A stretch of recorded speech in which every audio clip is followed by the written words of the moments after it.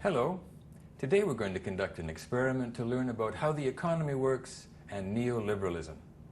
This is an easy experiment. You can do it at home or even for your high school science fair. This is all you need.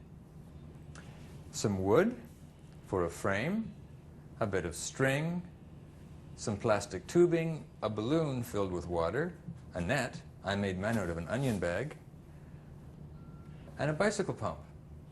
That's all you need. But first, let's take a short aptitude test, just to make sure we're clear on the basic concepts. Okay, first we'll just do a warm-up. Which of the following words doesn't fit? Bunny, puppy, kitty, gerbil, or alligator? Time's up. Yes, you're right, alligator. All the rest of these words are cuddly pets, but alligators are not cuddly pets. Now for a harder one. Race, sex, sexual orientation, class, or disability. Time's up.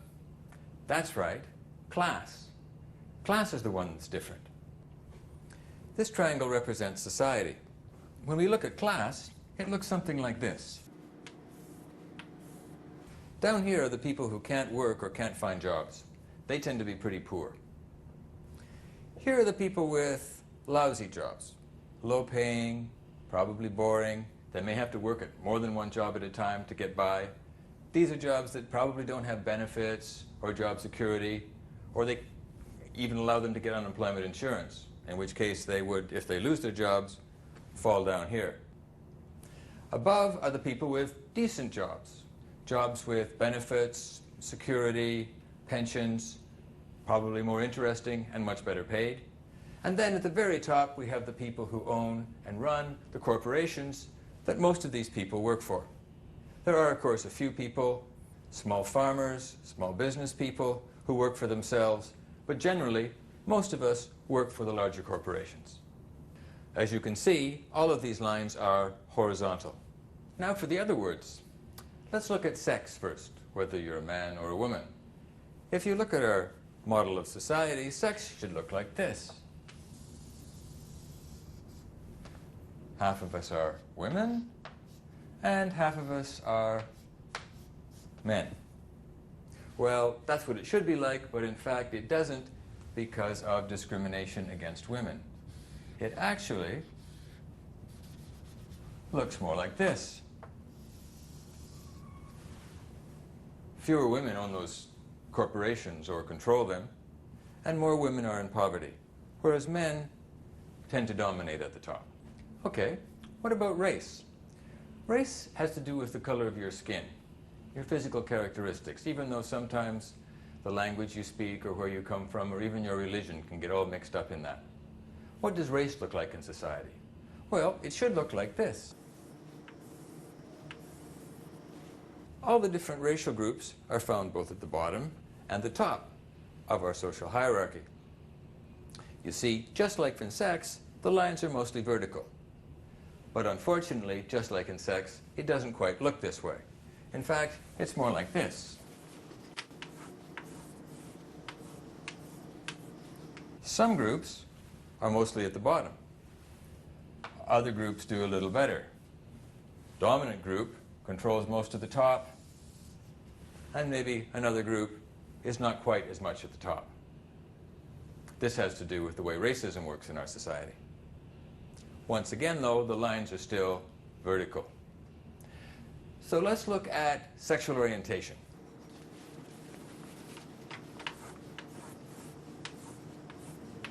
Sexual orientation is whether you're gay or straight or bi or lesbian. Now, since gay people are born everywhere, it should look like this. Gay people and straight people. But on the other hand, since gay people are discriminated against, maybe it looks more like this.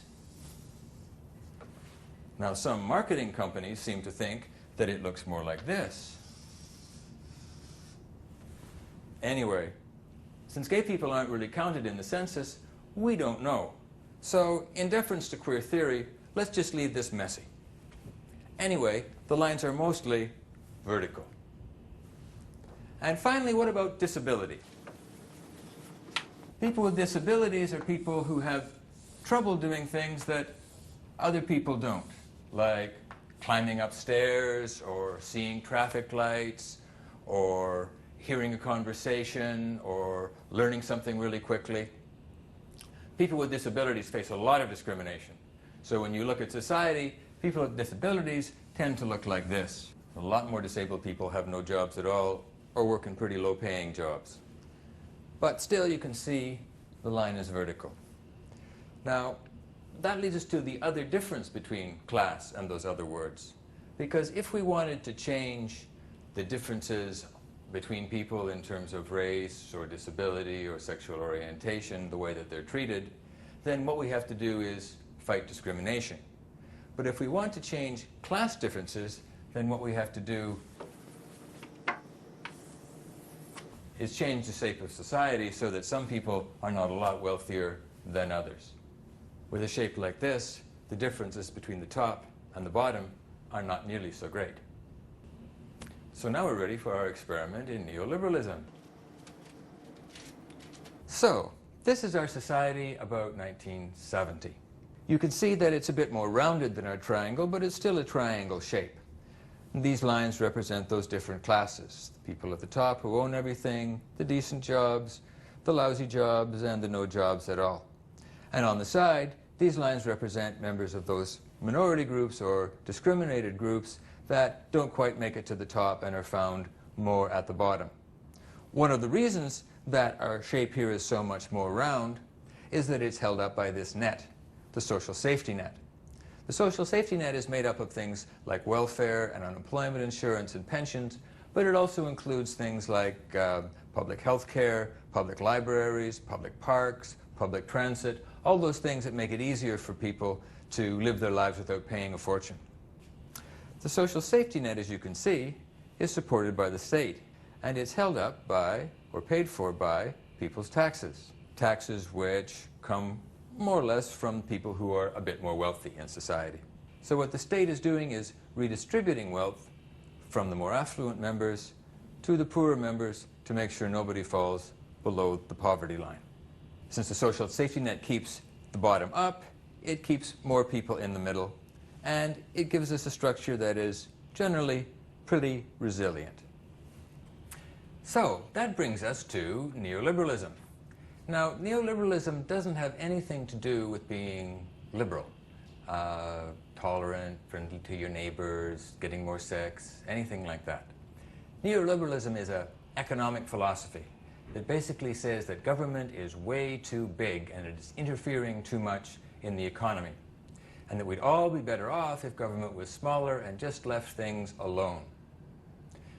So what they say should be done is that the taxes that the rich people were paying to maintain the social safety net should be reduced, and government should shrink, and it should give up trying to regulate the banks and the corporations and control trade and do any of those other kinds of things that government used to do. The neoliberal philosophers say, why should rich people be penalized for being rich? They should be rewarded. Why should they have to pay these taxes to support the social safety net and poor people? The rich people think this is a brilliant idea. Why should they have to pay these taxes? So they begin to give money to politicians who believe in neoliberal philosophy, and the first thing they do is to start major tax cuts. Since the same thing has happened in most other developed countries, everybody has to join in, because with neoliberal deregulation, if taxes are high in one place, corporations can simply pick up and move to someplace else. So, how is this going to affect our balloon? Well, as you can see, as these taxes are reduced, that rich people who don't have to pay so much taxes start to get richer and richer. They're moving up towards wealth. But it also means that the social safety net begins to sag, and more people sink below poverty. You note how this especially affects people who are members of those discriminated groups.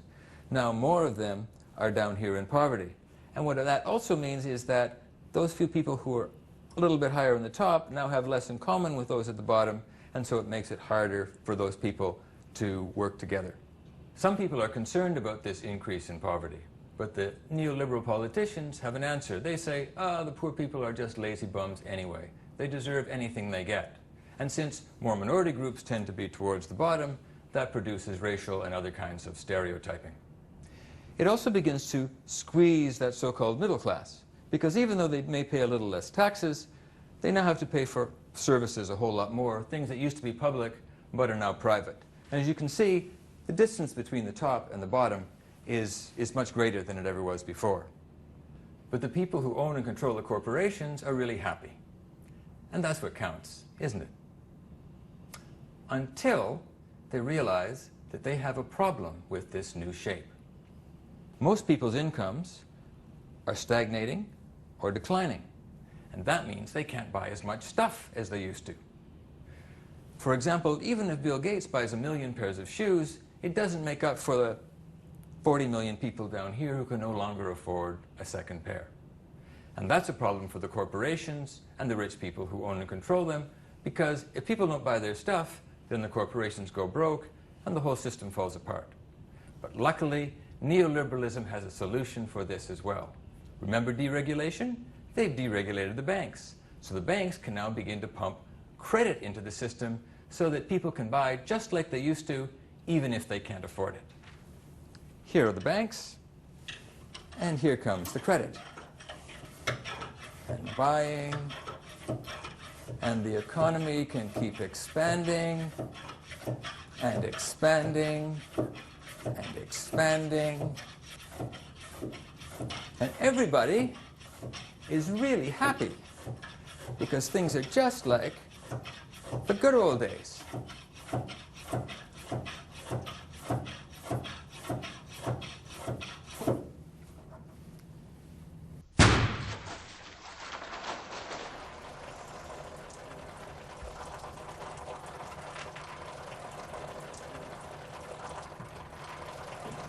Well, that's the end of today's experiment in neoliberalism.